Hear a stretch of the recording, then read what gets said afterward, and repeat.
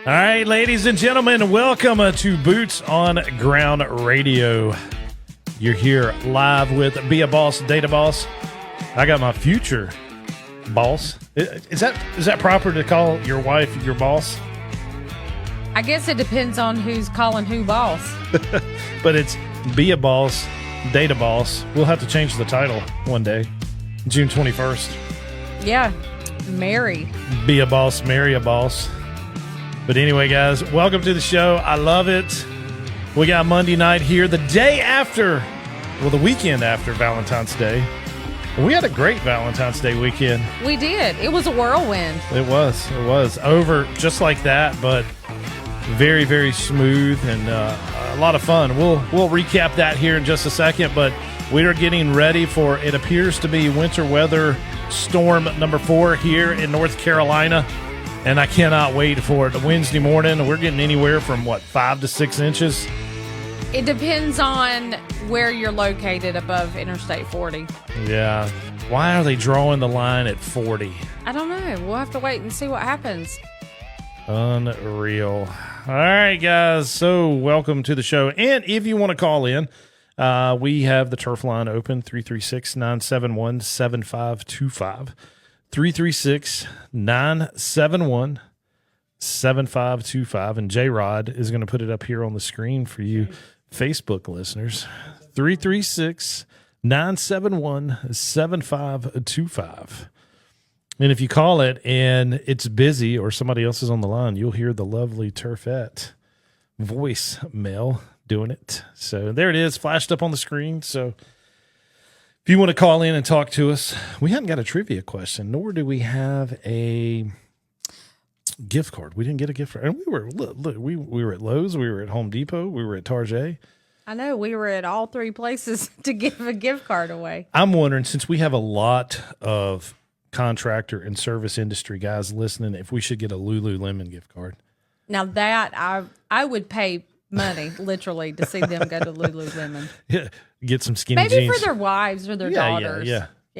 But I don't know. They've got some nice little satchels, book bags, or whatever. So, as Joey would call it on Friends, a man purse.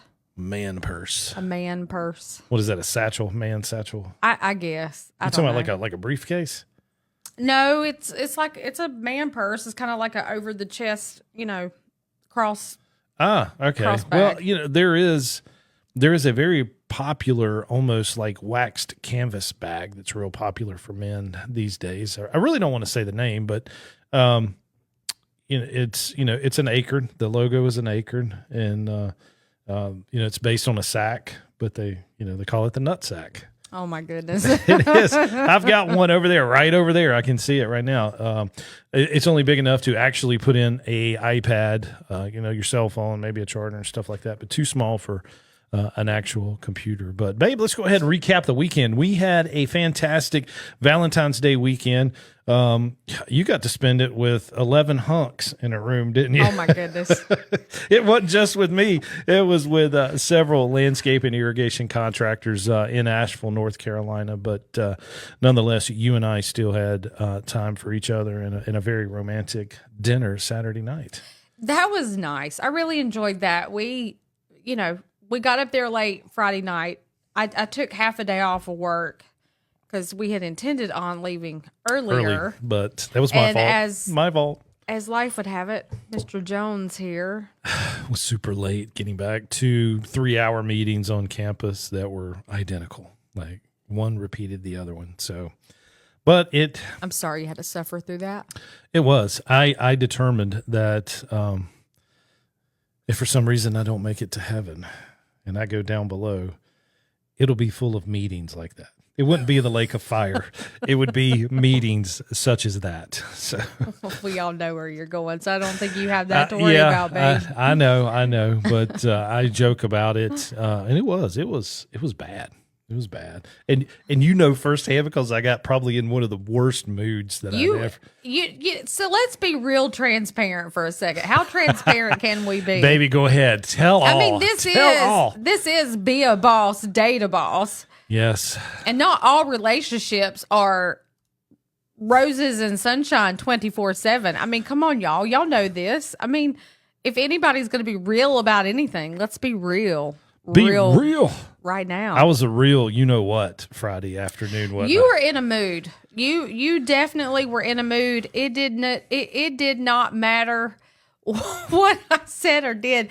I was struggling getting you out of that pit you were in. You were in a pit. You were clawing and fighting.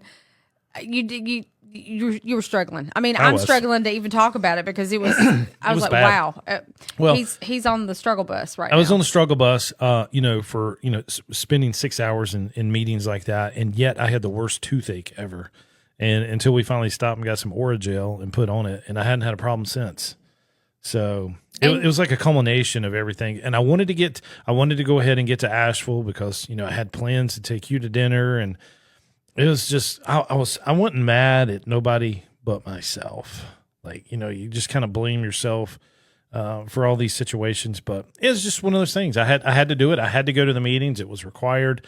But you know what? We got through it. We got to Asheville. We had a blast Friday night. Well, on the way, we did stop at a Mexican restaurant here in Moxville, which was kind of cool. I was surprised when I walked in the door. They had the decor. Yes, that's the word I was going to say. The V decor. They had the V-Day decor that was there. Literally on every table there was flowers and a balloon and decorations all over the restaurant. So it was very festive. So it was kind of nice. Yeah. You and I were exhausted, but we were starving. We were what we call hangry. It was because you and I hadn't ate all day Friday. No, I didn't eat a bite all day Friday. I think I had a Celsius to drink and a cup of coffee, and that was it. I had coffee and water. Yeah. That is all I had Friday until we got to dinner. Until we got to dinner. So, and that was I don't know, but like I said, we kind of chilled out. We had a great drive in. We talked. I was real apologetic to my baby. Spoiled her with some candy and flowers and all that. And she just, she had a good time. But when we got to the hotel, it was like a light switch for us. You and I both got out the cameras. We got on work mode. Wireless mics. We were walking around the hotel. We went into the classroom. We did some content and we just had a good time. Stayed up. I think I got 3 hours of sleep Friday. You got less than I did. Yeah. I think it was midnight before we got to the rooms, and I slept till about 7:15. I was supposed to have been up earlier, but you gave me the option. Yes, when we woke up Saturday morning, I set my alarm for 5. We had to be downstairs in the classroom. I usually get there about 6:30. The class starts at 7, runs till 6 p.m. And so I got down there, and there's already contractors there waiting on us. And I told you when I was leaving the room, I was like, sweetie, if you want to sleep in, go ahead and sleep in. And I imagined you sleeping until like 11 or 12, coming down at lunch. But, you were there at the beginning of we'd completed 2 hours of training, and you got there right at it. And so you were there, for the majority of the day. Part, yeah, 80% of the day you were there. So, and the guys loved you. It was great. You got to meet Kostas Minagakis, one of my dearest and closest friends. And so I was glad, he's coming to the wedding, him and Eva. But it was good for you to meet him, and y'all actually bumped into each other going to the restaurant. We did. So it was at first I was standing in the hallway because I'd been standing out there for probably a good 20 minutes. You didn't even know I was out there. And y'all were like immersed in teaching and content. And I was like, I am not, because there was nowhere for me to sit. No. There wasn't even a chair available. When I got by the door, I was like, oh my goodness, there's not even a back row chair available. Yeah. And the only chair that was available was literally right in the middle of all those men. And I was like, I'm not walking in there and crawling over them and trying to get to the middle chair. So I just stood out in the hallway.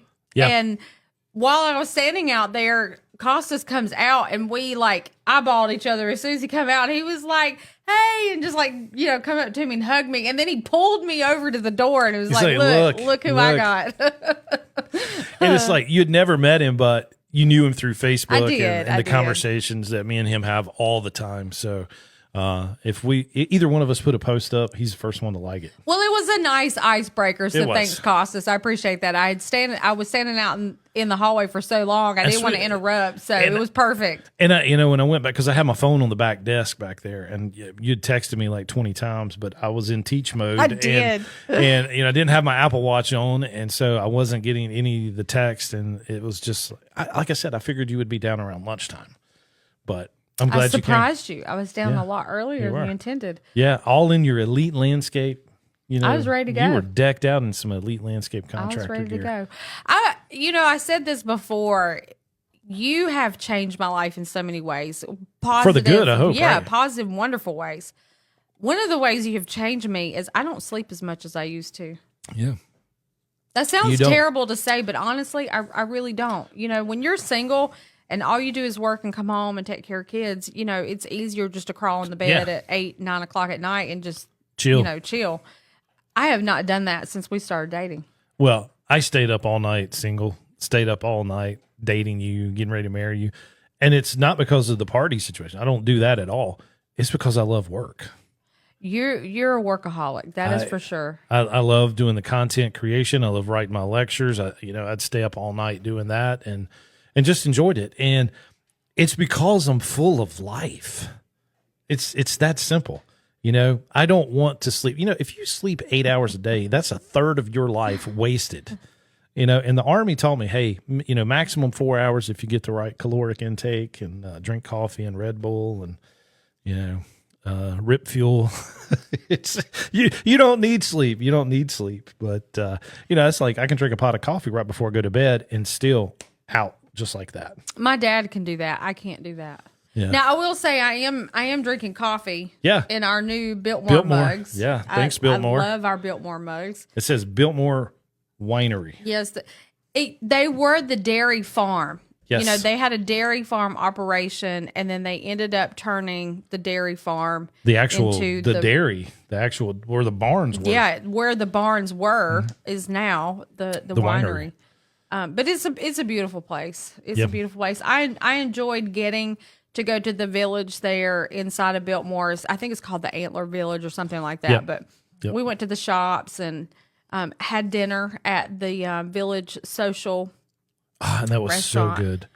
The cheese platter that they brought out. Oh my goodness! I've never had pickled carrots or pickled asparagus or pickled cauliflower. That was the bomb. It was so good. Yes, I would have never thought pickled anything like that. Well, especially asparagus. I mean, asparagus can be bitter if you don't cook it right. Yeah. But it was pickled, so it canceled out the bitterness of a piece of asparagus. But it was so good. And the carrots. Yes. And, honey, that could have been a replacement for any potato chip that I love. Oh, yeah. I mean, and that with the crackers and the cheese then those pickled vegetables. And I don't like blue cheese, and neither do you. But that blue cheese that was on that platter, it was very savory. It wasn't overpowering. Mm-mm. Yeah. You know, the fungus, the mold was nice.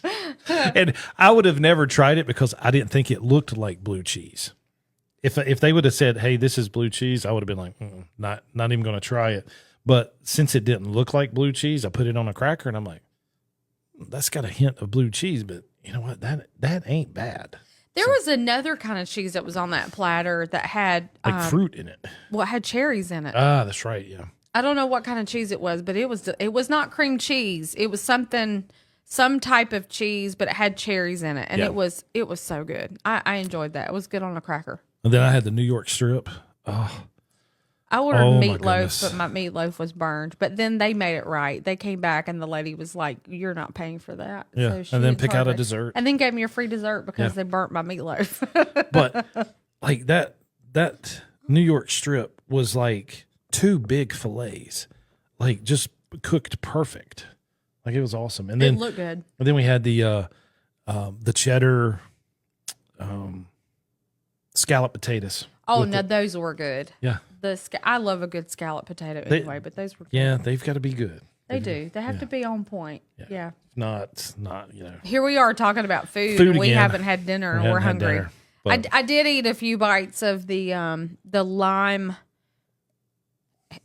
I guess what is it? Lime. A hint of lime Tostitos tortilla chips. Those are pretty good. Just something to kind of cure the hunger until after we're done. Yep. Because where are we headed, babe, when we leave here? We're going to Mai Tai. Mai Tai is our Monday night hotspot after the podcast. Yeah. They're like, you know, I wonder if, you know, and they usually watch or listen. Yeah. And so, you know, I wonder if they're like going to be looking out the windows like, Eric and them better hurry up and get here because they're ready to go home by the time we come in. They already know what we want. Like they know as soon as they see us walking in the door, you want this, you want this, you want this. Yeah, we want same. Yeah, it's so nice. Yeah. I love those guys, man. They're just, I do too. they're super cool. I do too. Super cool. But, back to Asheville, had a great class. 11 contractors came out. It is one of the smaller classes other than Fayetteville because Fayetteville's a private class. But I do it for the same guys in Asheville, and we had a blast. I mean, we laughed, we joked, we just had a great time. And, it was good for you to be there. Like, that meant the world to me. It meant the world to the guys. You broke up the monotony of listening to the turf teacher talk, but it's hard for me to stop talking. But I've met my match. You have met your match. I have met my match. This one right here can talk. And I got to give it to it. As we were headed up to Asheville, we started thinking about, our social media and the Turfette, and we've got all of those social media platforms, and Lee Smith with Titan Graphic Works, hooked us up with one cool logo. And you probably need to post the new logo like on all the social, because tell them what socials you have as the Turfette, which will tell all about our classes and, seminars and webinars that are coming up. Well, so I have my Instagram page. You can follow me on Instagram at the Turfette, TheTurfette, Yep. the Turfette. Because I'm Papa Turf. He is Papa Turf, and I am the Turfette. Gosh. I love it. I love it, though. I love it. And in coincidence, the new Smurf movie's coming out. He's like, shh, don't say nothing else. No. but I am the Turfette. So I'm on Instagram. You started a page for me on TikTok. Yep. So Snapchat. I'm not a TikTok user, but I guess now I am. Yeah. Snapchat. I don't Snapchat, but I will for Turfette. Yeah. So we'll be on there for that. Yeah. And basically, guys, what it is like, when she's there, she's going to be taking pictures of the classroom training and, when she's teaching, because, she met the board, she met the licensing board back in Green and Grow show, and they're excited for her to teach some classes and kind of do it with me.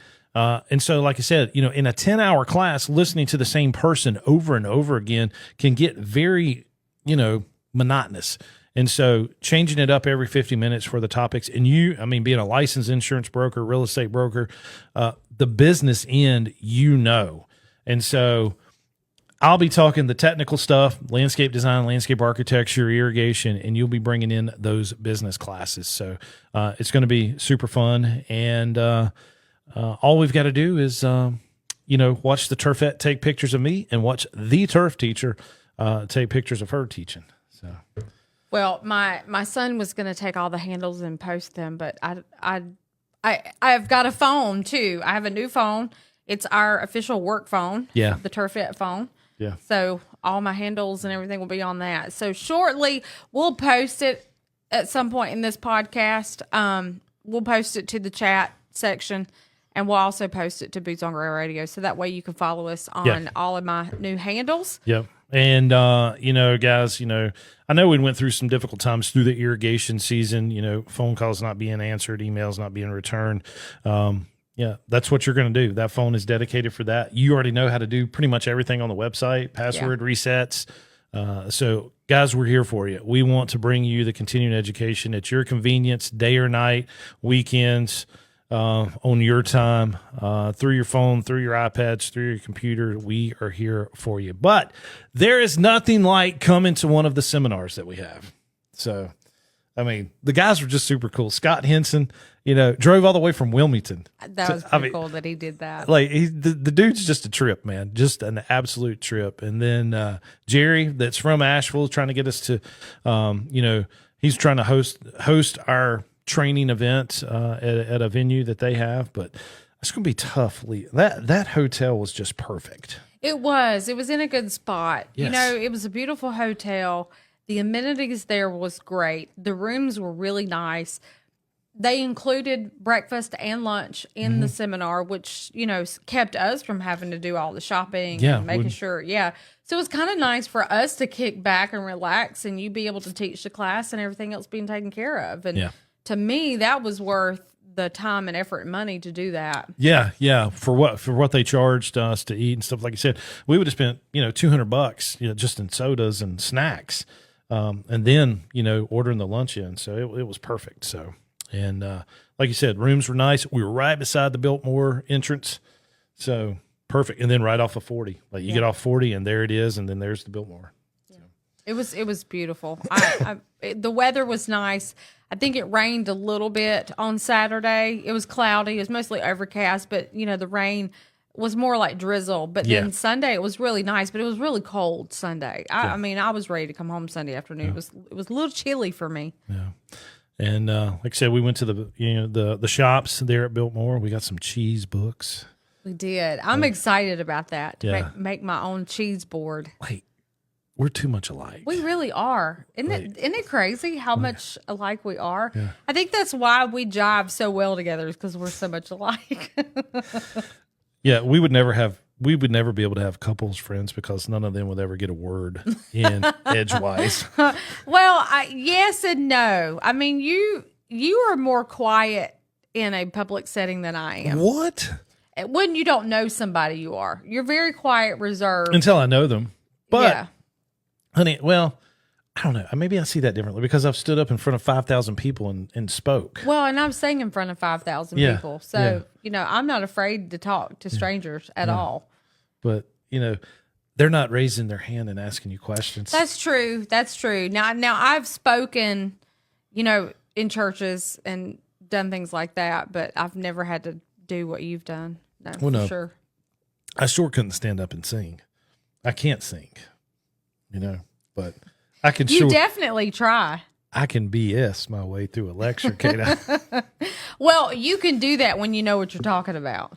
Well, you can do that. And it's the same way with singing. I know a little bit about landscaping. It's the same way with singing. I can, if I mess up, I can pretty quickly do a recovery. Sweetie, real quick. You're always like, oh, did you catch where I was off to? I'm like, baby, y'all sounded great. What are you talking about? Like hit a flat note or say the wrong word. And then everybody coming up to you after church, like, oh, Jennifer, it was beautiful. We loved hearing your voice, honey. And then you're like, oh my gosh, I messed up on this note, on this verse, and I'm like, you sounded perfect. You got to quit being so hard on yourself. I am. Well, but that's the perfectionist in me. Yeah. You have to be your own biggest fan. It's just like I asked Costas, we were taking a break. I'm like, Costas, does Eva like Costas more than Costas likes Costas? Is that the situation with me and you? I don't think either one of us like attention in that way. Like, I don't. I've had people think that because I sing on stage that I'm an attention seeker or I want to be in the center of the attention. And honestly, I'm the direct opposite of that. Yeah. I don't like compliments. I don't know how to take them. It took me a long time just to simply learn to just say thank you. Instead of, typically when somebody would compliment me on something, I would, downplay it or come back with a negative response. And I've had a few close friends say, Jennifer, you need to stop doing that. You need to just, be pleasant and say thank you and quit trying to turn the attention back away from you. So I don't do well with that kind of attention. I don't do well with compliments. You would think because I'm on stage and I've done what I've done my whole life that I like the attention, when in reality I don't. I just love to sing. It's something I enjoy. It's my heart. Music has always been the center part of me in my life, but I don't do it for applause or, to get my name in lights. But you know what, sweetie? When people are asking you for your autograph, you have the big, like, your ear to ear Oh my goodness. smiling. Nobody asked me for my autograph. Except one time I was 19 years old. I was at a youth conference. And at that time, my hair was short, and I had used Sun-In. Okay, Sun-In is supposed to like lighten your hair, but it turned my hair red because I have some warm undertones. So it turned my hair very red. Well, everybody said that I looked like Scully off of X-Files, and I really did. I mean, if I could show you the picture of me in college at that time and her snapshot, we look exactly alike. And these kids really thought that I was Gillian Anderson. They thought I was Scully from the X-Files. So I literally was signing autographs, Gillian Anderson, because these kids believed me. It was hilarious.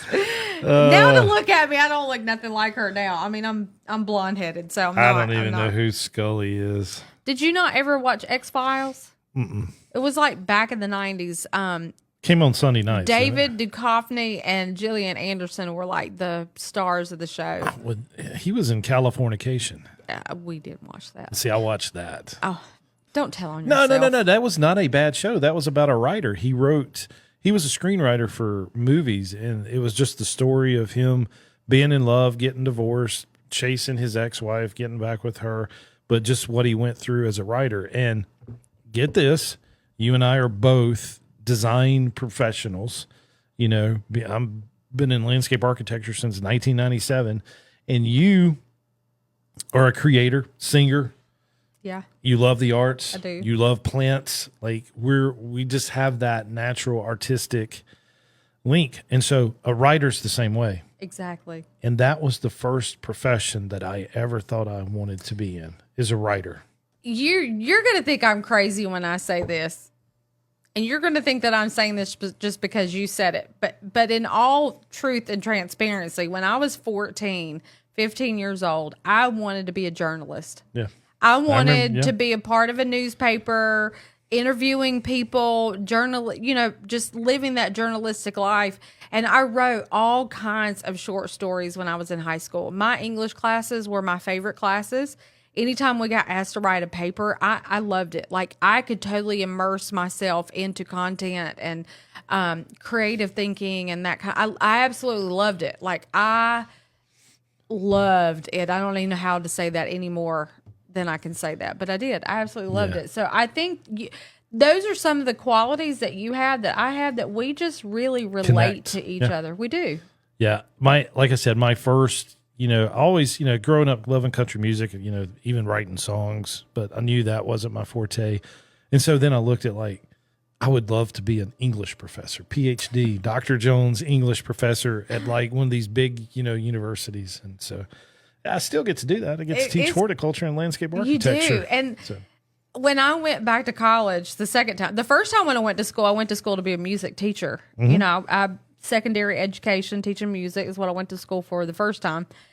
When I went back to school, I wanted to go into cosmetology, but my goal is I didn't want to stay on the floor forever. I wanted to be a cosmetology instructor. Yeah. So my field of learning has always been towards teaching, instructional. Mm-hmm. So welcome to Turf Teacher. I know. I mean, look at this. I mean, isn't it insane? I mean, how it, all I can say is I just give God the glory for all of it, because Amen. He knew what I needed. He knew what you needed, and he allowed our paths to cross, and we've been together now going on 9.5, almost 10 months, and getting married in June. And it just amazes me. Yeah.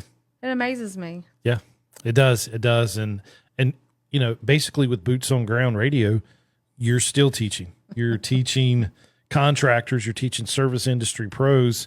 I mean, this is the platform for success. So my mom commented, and I love the fact she commented, because she is verifying everything that I'm saying. She said, "Jen, you were great at storytelling as a young child." And I was. Yeah. I love to tell stories. Now, not that I was fibbing. I wasn't fibbing. I would exaggerate. I remember there was one story that I'll never, and I got in trouble for this at school because it was technically lying. And so I got in trouble for lying to my teacher. I was in second grade. Yes. Mrs. Deal was my teacher, and my dad was out of town, and my mom, we heard noises. I mean, we lived on a 256-acre dairy farm. I mean, we were out in the middle of nowhere. You heard it. And anytime we heard noises, my mom would get a little freaked out. So my dad wasn't home. And she got my dad's shotgun and sat it up in the living room and got a box of, shells and set it there. She's ready to go. Yeah. Well, I went to school the next day, and I was so excited over the fact that my mom had the shotgun sitting in the living room. And I told my teacher, I said, and she had 400 shotgun shells. I bet there wasn't 40 in the box. But I told Mrs. Dill that there was 400 shotgun shells. Mrs. Dill called my mom and said, you were say knock on the door. No, she called my mom and said, "Mrs. Bodford, we have a problem. Jennifer is telling lies at school." Because I told her my mom had 400 shotgun shells. I guess she just thought I was lying in the whole story, that my dad really wasn't out of town. Mom didn't get the shotgun. I mean, I guess she thought everything that I told was a complete, utter lie. But my mom verified I was telling the truth, except it wasn't 400 shotgun shells. But I got in trouble for that. Because I told the teacher my mom had 400 shotgun shells. We probably have it somewhere in here. Different. Oh, I'm sure we do, because I've helped you reorganize your yes. bedroom where your gun safe is. Oh my goodness. You have done an amazing job here today. I've been busy today, y'all. This man, he's had a lot going on, and he just needed some organization in his kitchen. The only thing left to do in your kitchen now is your cabinets underneath the bars. I need to go through those. But I collect a lot of stuff, though. You do. We're going to have a yard sale, y'all. Okay. The Jones family here at 5480 Seaward is going to have a yard sale in August. Okay. We're going to get through the wedding, get through some turf teacher classes. August, we're going to have a yard sale. Mr. Jones here is going to declutter. No. Which was kind of nice that you weren't here today, because I threw away a bunch of stuff out of those drawers that not anything that was important. Yeah. No. Yeah. I mean, you trust me. Well, like I said, right? when in doubt, throw it out. I mean, if you ain't used something in 6 months, you're not going to use it. I think I had 6 bags of trash that I took to the dump. Pulled the old Kubota out, drove it up here to the back door. I was like, I'm going to be smart about this. I'm going to put it all in the back of the Kubota and go run it up to the dump. Yes. And I did. I got her done. Get her done. I got her done. Now your kitchen is nice and clean. Your pantry's organized. We got you some new organizational things this evening. So I'm trying to get you there. You are. Trying to get you there. This home, the farmhouse, is not going to be our permanent home. We're going to turn the farmhouse into the office, podcasting. It's going to be the work spot. Yes. We're building a home, so our home is where we're going to live. And it'll, we'll still have one bedroom here, because we'd even come up with the idea of people that are going to join us on our show and in the morning podcast. They'll have a place to stay, come here, do the show, and move in, because we really want to start bringing in people and grow Boots on Ground radio. And with the help of Lee Withers, and Lee's going to join us every Wednesday morning. That's going to be his time slot. He's excited. He wants us to come down one day for dinner. I told him, possibly be towards the end of the week because of, your work schedule. But we have this inclement weather storm coming in. We do. It's coming in early Wednesday morning. Yeah. So we may not, we may be pushing snow. We may be. So, and if we do, that's great. I love it. Let's have one more hoorah for a snow event, and then come on spring. I mean, it's been since 2018 since we had any measurable snow. So this season, this is the 4th storm that's come through. Now, we've only had one that really got us for a couple of days. Yes. And it was only a couple inches. The problem is that there was ice included, so the roads were really, really bad. Yes. But this one, they're forecasting mostly all snow and more than 3 inches. So we'll see what happens. True. We'll just have to wait and see what happens. Fingers crossed. But be prepared. Fingers crossed. Boots on ground. We'll be live on all the socials out there pushing snow. So yeah. We'll be taking pics and shorts and not taking pictures in shorts, y'all. Let me re-say that, okay? We'll be taking pictures and short videos. Yeah, and they're called YouTube shorts. We're not taking pictures and shorts in the snow. YouTube shorts. That's right. Yeah. So we'll keep it fun. We'll keep it fun. We may get some footage of Jared on the John Deere. Yeah.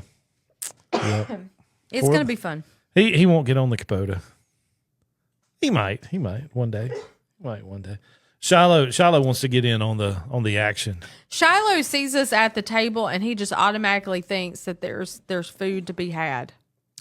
Food to be had. What are you doing, J-Rod? Oh, you're trying to show Shiloh. Show Shiloh. Y'all are getting the whole shot of the room, and it's shaking. Shake it. Shaking. Shiloh! We love you, boy. I'm sitting here. I've got Facebook pulled up, and Facebook's got a delay, so I'm just sitting here. All of a sudden, the room starts moving around. It starts spinning. But, I got to talk to Lee Withers today a couple times. Great guy. I got to talk to Lee Smith a couple times today. So, I'm glad. Shiloh, stop. You know what it is. He did this morning. He wants foo-foo. Well, I guess we need to take care of the dog, or Shiloh, next time put him outside. You ready to go? You want to go? You want to go for a ride? Oh, don't even say that. He will lose his mind. They know there's certain words they know. They know Wawa if their bowls of water are empty, and foo-foo if they need food. And then let's go for a ride. Look at him. He's checking out Jared. He's like, man, what's he got in his hand? Jared has a cracker in his hand. He's trying to And if you heard this morning, incentivize him to go out the door. How many packs of nabs did Oh Shiloh my get? goodness. I don't know what happened, but there was all kinds of nabs and cracker packets laying in the laundry room floor, and they were just in there devouring it this morning. Yep. Stuff that we have left over from the classes that we teach these guys. Like we do take some. We didn't have to take any to Asheville because it was all provided.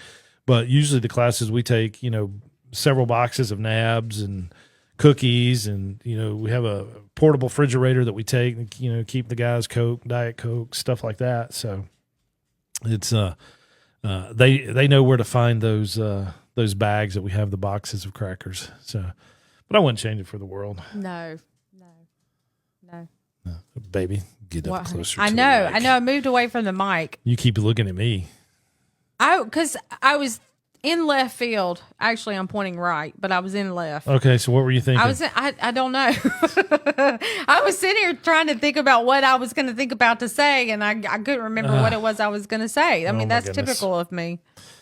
Well, what are we going to talk about tomorrow? I think we need to let people know what it is that we are going to talk about tomorrow, because that'll probably get some more listeners in.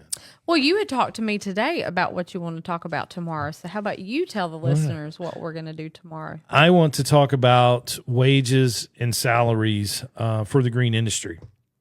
And that was a topic. That's the first topic that I teach in the 10-hour seminar. And so for a solid hour, that's what we talked about. We didn't even have to turn the slides in the presentation, because it came from the heart and it came from up here. And so I got a lot of great information from the guys about, who's making what, who's charging what, and also whether or not do we have employees that are salaried or is everybody hourly. So that's what we're going to talk about tomorrow.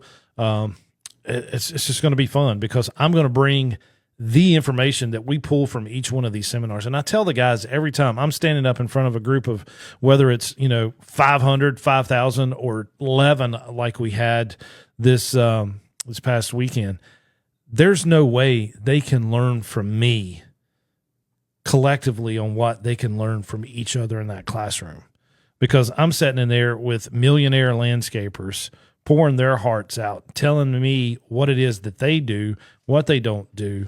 And it's just a world. We've got to start taking J-Rod to get this information recorded. Yeah, that would be nice to have some of that. Because so much of this information coming from these guys needs to be played on Boots on Ground Radio, needs to be put on our social.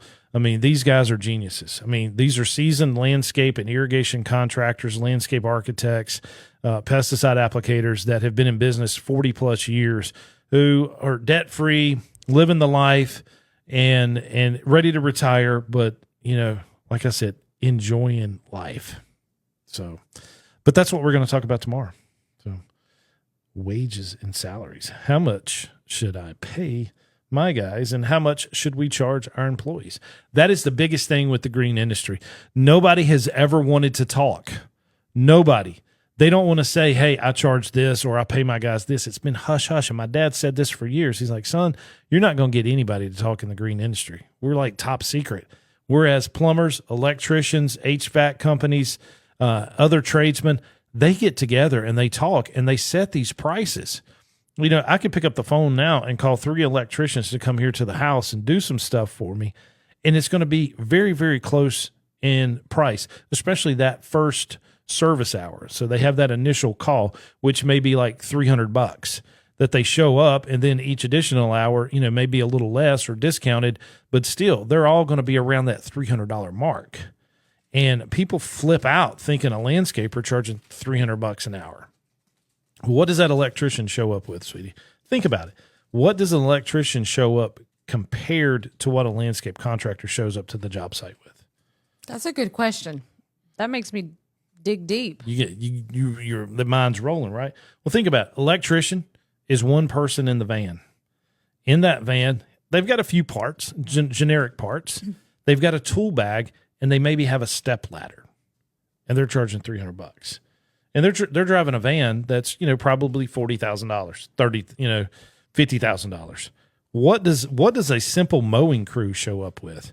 Usually 2 or 3 personnel in a $85,000 or $90,000 dump truck, pulling a $10,000 trailer, having 2 Walker mowers on it.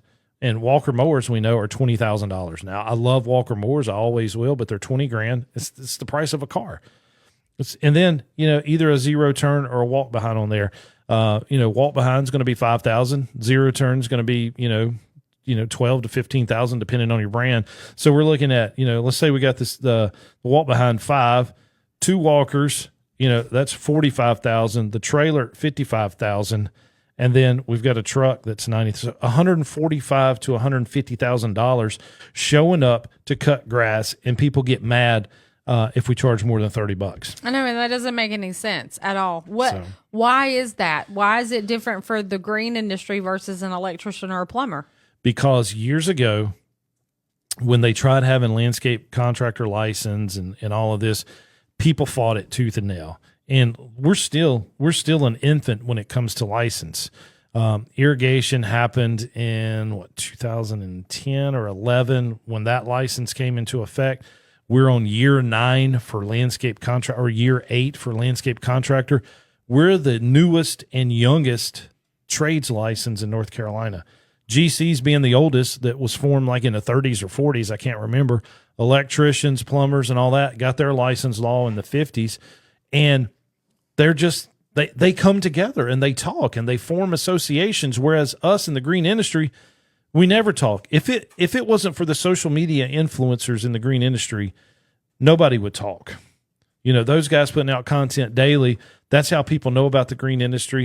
If it wasn't for Expo in Kentucky every October, Green and Grow Show in January, nobody would communicate.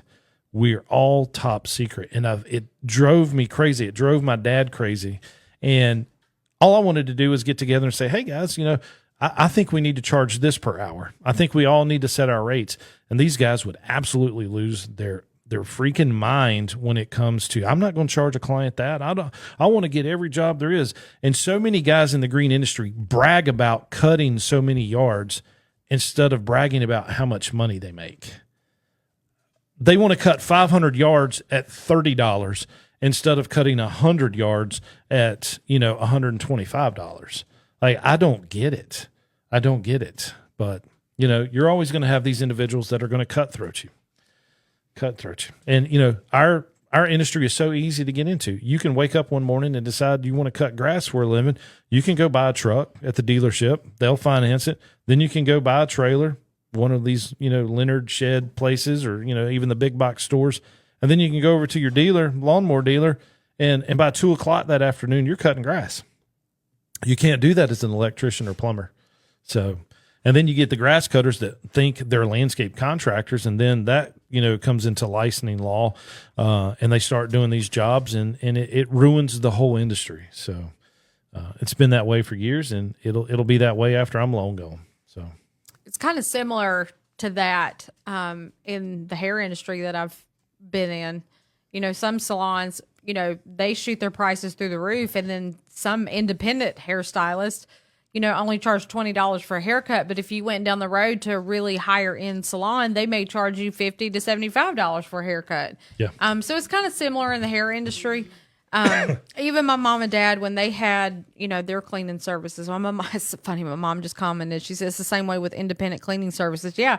I've seen my mom, she would bid on jobs or go to these houses, and, she would quote a price and people look at her like she's crazy. But they learned that if you charge more money for the job, it's quality work that you're getting from these people that charge more for their jobs. And so, yes. You can pay $99 to have your carpet cleaned for 2 rooms, but are you really getting everything you're paying for? I could go on and on. My mom and dad did, they owned a carpet cleaning franchise for several years. And my mom has cleaned houses ever since I was little. And, you know, very similar in that industry. You know, I don't know what it is about the service industry, but people think that because you're in the service industry, you don't deserve to charge what you're worth. Yeah. And especially if they know you, they think you're just going to give it to them or discount it. You know, and I'm like, that's not fair. I spent 2 years in college learning the science of hair and color.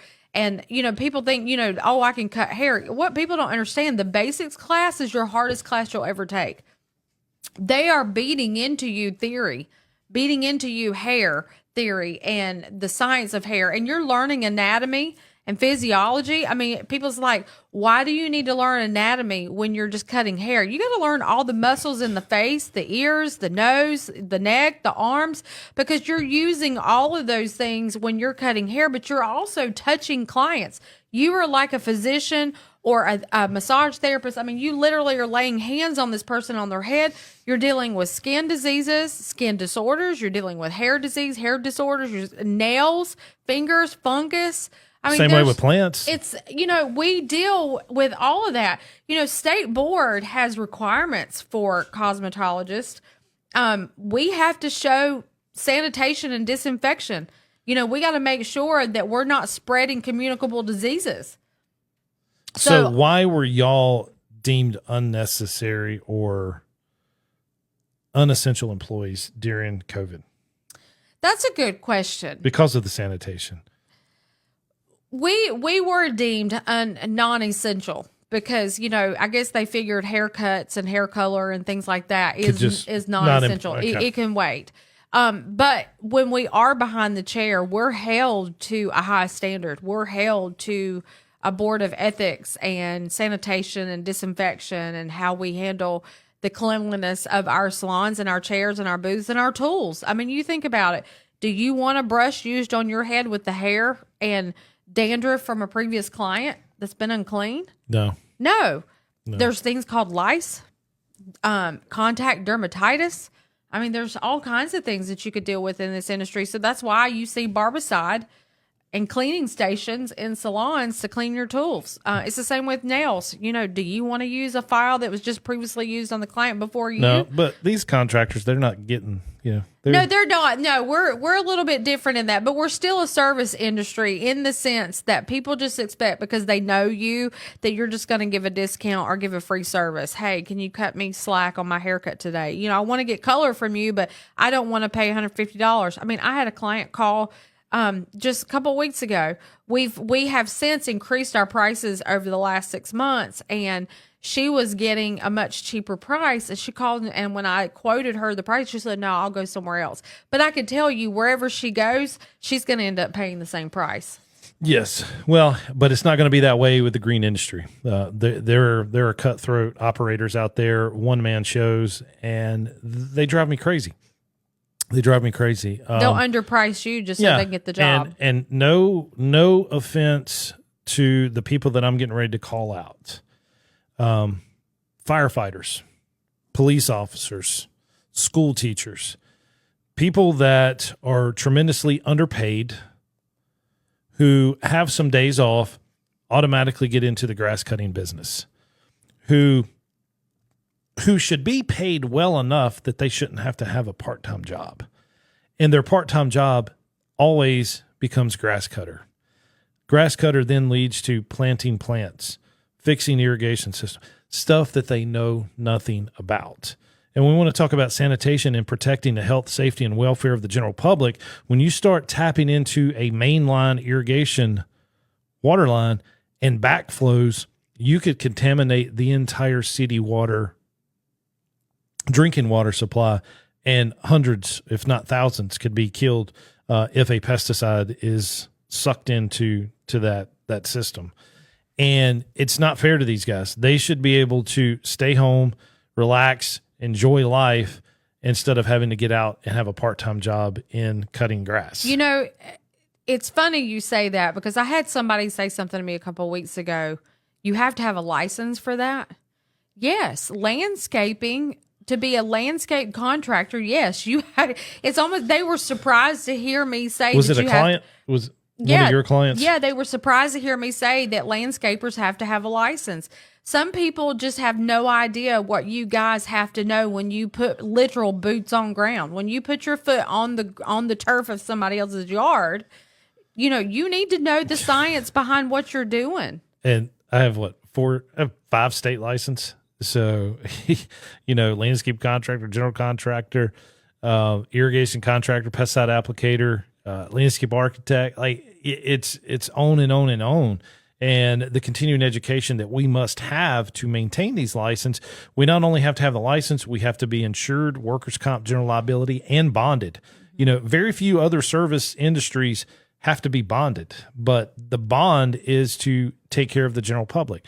Anytime there's a license law, is to protect the health, safety, and welfare of the general public. It's not to protect the contractor. It's to protect the public. And people in the green industry even fight licensure law. They don't want to pay $100 a year to maintain a license.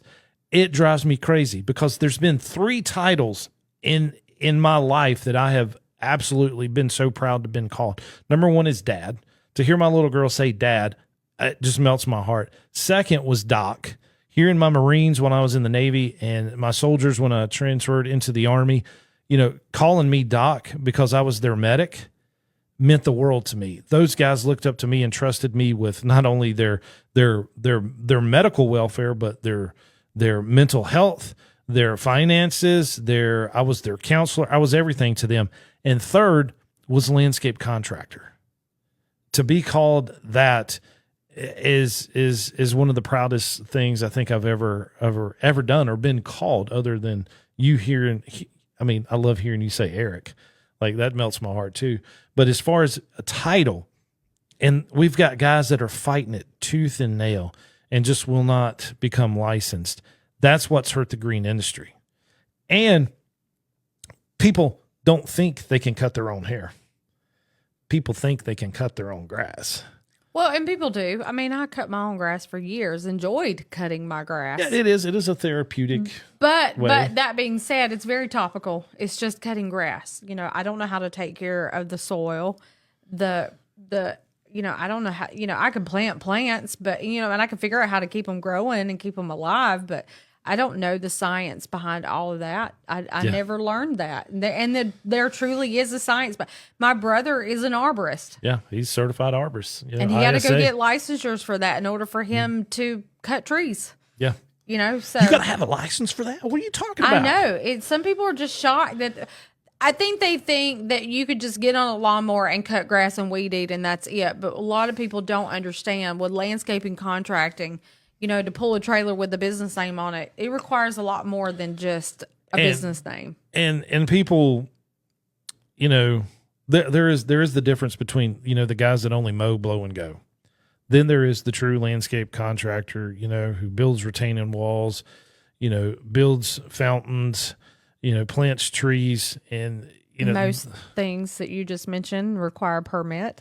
Yeah. I mean, you do have to pull a permit. And then what we have in Charlotte, we call them the tree police, where they come out and inspect every tree hole. You have to excavate X amount of square feet per 36-inch root ball. Then they come back, and test the compaction. I mean, this is over and over again. And yet, what drives me crazy as a landscape contractor, we go and we do these jobs, big jobs, sometimes 6-figure jobs, and we're waiting on our paycheck. Everybody else, including plumbers, electricians, beauticians, your clients pay immediately after the service is performed. We're always expected to fill out a payment application with a certificate of insurance. We have to have a lien agent and sign off on a lien waiver before we can ever get the paycheck. And some of these jobs that we do, we're financing them. We're getting paid 30, 60, and even 90 days later. And we have to submit the payment applications for, draws and still wait 30, 60 days for that draw. Sometimes the job is complete 6 months afterward, and we finally get our final draw, our 10% that's withheld for the lien waivers. It's crazy. And so people are like, yeah, do you think somebody that's not skilled in business could pull that off? Yeah, we're financing these jobs for people. Everybody else. And I've never understood this, and especially when it comes to cutting grass, because everybody's getting ready to start cutting grass here in March, right? So you're going to mow 4 times, then you're going to invoice. Most residential clients will take 30 days to pay. You're going to go ahead and cut it 4 more times. So you've cut their yard 8 times before you've ever got the first paycheck. When that same mowing customer goes out to eat, they have to pay before they leave the restaurant. Why don't they pay when we leave their property? That's a good question. That's a really good question. Why is that different for any other service industry? Yes. But plumbers, electricians, I know they bring out their laptop, they bring out their little credit card scanner, they're paying. And it's people's mentality when it comes to those other skilled trades that they're like, because everybody's scared of electricity. They don't want to do anything with that. They don't want to, unclog a toilet even because they think the water's going to start flowing over and everything else. But they don't think we're skilled enough when we're out there, spraying chemicals on their turf or pulling a permit to plant trees, pulling a permit to install an irrigation system, pulling permits to build a retaining wall and have it engineered. We're just somebody that got into the green industry because we couldn't do nothing else. Everybody that I know in the green industry that run their own business got into this business because of a passion. There was something that drew them to the green industry and they fell in love with it, and they absolutely couldn't see themselves doing anything else. Well, and I think that's what makes the world go round. When you find your passion, regardless of the industry, regardless of the skill set, if it's your passion, you'll make money at it. Yes. You'll make 100%. money at it because you love it. Yeah. And when you love something, you dedicate your time and attention to it. Yeah. When you do something for money, you'll burn out, you'll quit. Mm-hmm. When you do it because you love it, you'll never quit. That's exactly right. I've heard the quotes so many times from different people. If you do what you love, you'll never work a day in your life. I never work. I am absolutely blessed to be in this green industry, this construction industry. I love it. I get to share it with you. I get to share it with our children. I shared it with my parents' mom. She's not involved with the business now, but we talk about it to her and she knows what's going on. And she's still a part of the strawberry farm. I couldn't see myself waking up doing anything else other than my military service, which I miss. But that's long gone. Like, we are focused on what we're doing now. So. Well, and I go back, since you and I have been together, being on the farm here with you, it takes me back to my roots and where I grew up. Just like today. I grew up on a farm. And I told you today, it's funny, I was out doing things, riding around here on the farm and cleaning, helping you get your house organized. And I told you, I said, I'm in my happy place. Yeah. This is my happy place. It is. Being on the farm, working outside, cleaning house, doing it, that is my happy place. It just took me back to when I was a kid, when I was a teenager, growing up, just thinking about all I think the happiest season of my life was when we lived on the farm. And, it was hard work. My mom and dad, they didn't let us kids sit around. We went outside and played and done chores and done all that. And I didn't really realize how happy I was until it was no longer a part of my life, and I missed it. Yeah. I missed it. So when you do what you love, you'll never work a day in your life.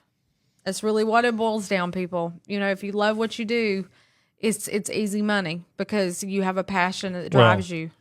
Yeah, because you're going to put so much time. My dad always said, he said, son, when you work hard work has to cross paths with good luck sometimes. And when that happens, you've got it made. You've got it made. But, the ROI on life is not money. It's happiness. And when you're happy, you're going to work, you're going to put in the extra time, and you're going to do it. And when you're enjoying working, you're not spending money you're not spending your profits. You're reinvesting it in your business, and you're working, because if you're not making money, you're somewhere spending money. Well, we all have to spend money, right? This has been fun. The hour went by fast. Too fast. We didn't even do a trivia question, nor did we do a giveaway tonight, nor did we have guests tonight. So I hope you guys enjoyed listening to Eric and I. On Monday nights from 7 o'clock to 8 o'clock p.m. every Monday night, we have our podcast live on social media. We're also live on air on the radio at www.bootsongroundradio.com. We are working on a lineup of more content on Monday nights, not just with Eric and I, but with guests. More giveaways are to come. Bringing on some sponsors and things like that's going to be headed out. So stay tuned. We'll keep you updated. Follow me on Instagram and TikTok and Facebook at The Turfette. I'll be happy to let you follow me along as we continue this journey with the turf teacher, who I affectionately call Papa Turf. Only you can call me that. Everybody else is going to call me the turf teacher. Yeah, but you guys just follow us on Boots on Ground Radio, the Turf Teacher, and the Turfette on all social media platforms, and we'll see you there. Yeah, and don't forget, Lee Withers will be joining us every Wednesday morning. We're going to meet with Lee one night this week, weather permitting, with the snow event. And Lee's got some investors, wants to be a part of Boots on Ground, and great content from Lee. And we're working on getting these trade shows set up. So anyway, guys, I appreciate it. We love each and every one of you, and we will see you in the next lecture. Have a great night. All right, guys, it's time to go to where, baby? Mai Tai. Mai Tai. Very good cuisine. They already know what I want. My taste buds are watering. All right, guys, take care. We'll see you bright and early tomorrow morning here at 7 a.m. at Boots on Ground Radio.